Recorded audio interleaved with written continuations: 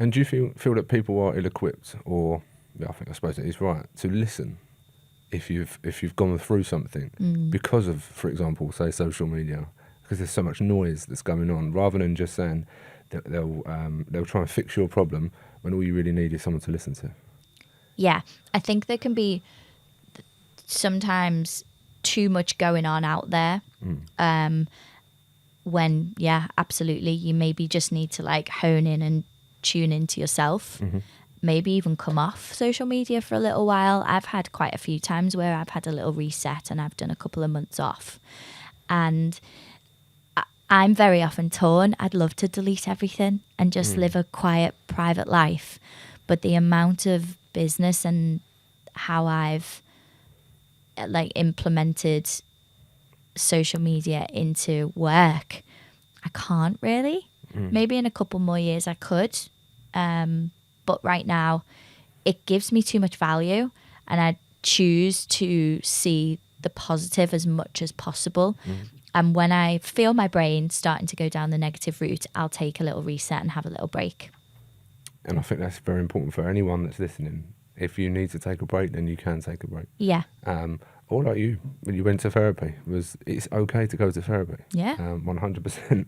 I think every guest that I've had on has had some form of therapy. So maybe not all of them, but it's okay to go. We've obviously touched on the social media. Let's talk about your property journey. So you said that it's probably been one of the worst times in your life. It was awful. What happened? Well, I started off just investing in flips. So I had a husband and wife friend of mine who I was an angel investor for, essentially. So we did like 4 or 5 of them together. Is this when you were travelling? This was when I was travelling, yeah. So I was still working away, mainly around Asia. And they were doing their flips and everything was going really well. And then it was about a year before COVID. I was like, okay, maybe I could start to look into this a little bit more. Because if I'm making a nice 10% return, not doing anything, what can you make if you're more involved? So I looked for a mentor, started like a course the month before lockdown. So everything turned to Zoom. And to be honest, that saved me during COVID because it had a focus every week. It was like being back at school. Yeah. 3 failed. I had 3 things fall out of bed before I actually managed to get the first deal. And then within that first week, 3 in 1 came about. So I ended up with 3 projects on. And it was like, whoa, okay. And I was still driving up and down from Liverpool because it was in Liverpool. Wasn't really supposed to during COVID. So dealing with... It's all right, Boris done it that way. Yeah, whatever. And it was a flip. It was a old rundown house, and it should have been fairly straightforward, but just with my lack of inexperience, I took on this on a 50-50 split with a estate agent up in Liverpool who said he'd project managed things before. We probably didn't get our roles right from the beginning. He thought he was doing something. I thought he was doing something else. He wasn't managing the builders, which I thought he was because I was in London. The builders just weren't turning up. They were delaying things all the time. They weren't doing things properly. Certificates weren't being, like building control hadn't been signed off.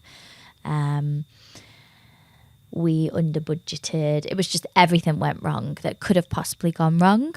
It ended up being a brilliant outcome still.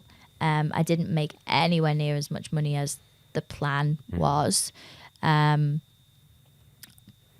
Liz Truss then announced her whole mess, and that was the week that I was completing, and the pound plummeted, and I'd took a loan out on this, but it was a European investor, so I had to pay back in euros, so I lost about $6,000 in conversion that week because the pound tanked so much.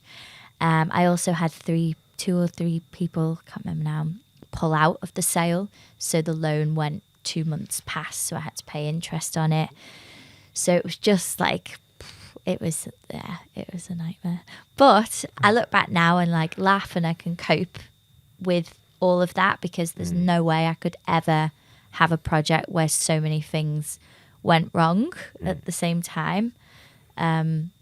So yeah, it all worked out in the end, and that's actually what I ended up winning the award for. So you won the award for that?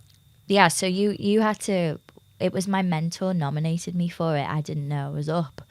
You had to, for New Property Investor of the Year, you had to put in your first ever deal. And so technically that was, I'd done 3 within a couple of weeks, but that was technically the first one. So I wrote absolutely everything that went wrong, everything that went right.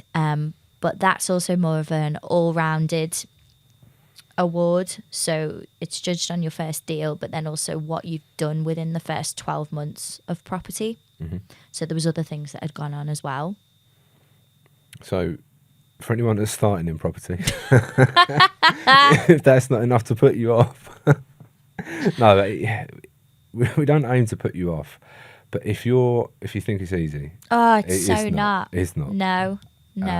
I've said it so many times. Obviously, a lot of the people that come onto the podcast do invest, or have invested for a very long time, but they don't just talk about the good side. They always talk about the shit side of it, me included. And I've lost money, and it's very important for people to know the truth. But yeah, I mean, what would you say to anyone that's starting out or wanting to start in property, especially the times we find ourselves in?